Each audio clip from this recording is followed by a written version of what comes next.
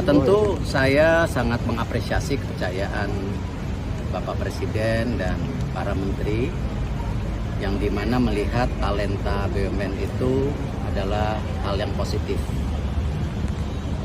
Sebelumnya Pak Arief diangkat menjadi Ketua Badan Pangan Nasional dan saya rasa track recordnya bagus, kita bisa lihat kinerjanya.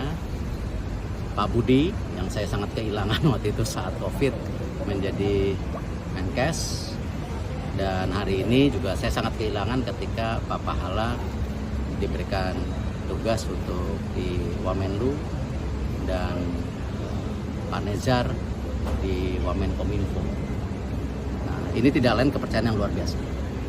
Tetapi yang saya tekankan bahwa kesuksesan Kementerian BUMN tidak mungkin terjadi kalau tidak ada sinergisitas dengan kementerian lain, dan ini sebagai bagian kita mendorong bagaimana kolaborasi ini terjadi. Ketika kita membutuhkan yang namanya supply chains, kita tahu misalnya pupuk memerlukan postas dan pospat. Nah, dengan keberadaan Pak Pahala ini bisa menjadi kekuatan baru untuk kita melihat daripada supply chain di negara lain secara saling menguntungkan, ya. Jadi bukan kita menekan tapi saling menguntungkan. Atau investasi perminyakan, ya, sumur-sumur di negara lain. Nah, tentu dengan Pak Pahala di Wamenlu pun ini menjadi juga sinergisitas.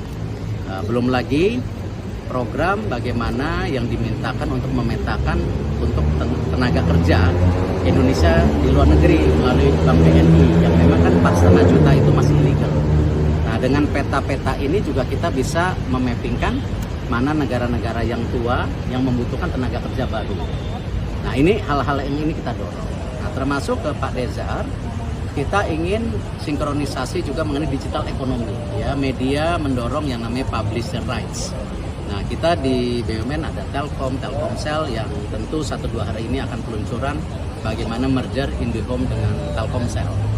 Ya, dan posisinya itu sebagai agregator, ya, jadi bukan justru menyaingi medianya tapi sebagai agregator. Nah, digital media ya ini yang kita akan juga sinergikan. Nah, tentu ini konteks-konteks lain selain tentu penugasan dari Ibu Menlu, Pak Menteri Kominfo kepada Wamennya.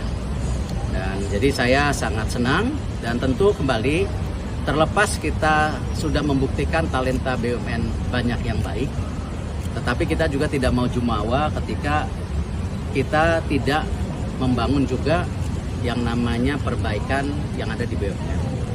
Tentu kesulitan di BUMN ini kadang-kadang kita jarang mendorong namanya entrepreneurship dan inovasi. Karena itu ketika kita tarik Bu Nelly waktu itu, yaitu bagian dari good corporate governance. Nah, kalau Pak Rosan sendiri, saya ingin membawa beliau mendorong juga yang namanya entrepreneurship, ya, di kalangan BUMN, tetapi juga mendorong juga persaingan BUMN secara global, karena beliau ini kan bekas ketua Kadin dan beliau juga tahu mapping persaingannya dan juga bekas untuk dubes di Amerika. Jadi konsolidasi itu yang kita lakukan supaya kita dengan target-target yang tinggal 1 tahun ini kita ada percepatan. Cukup? Ya. Tahun sih, karena sebelumnya kan jadi dubes ya Pak. Aduh, saya itu bukan.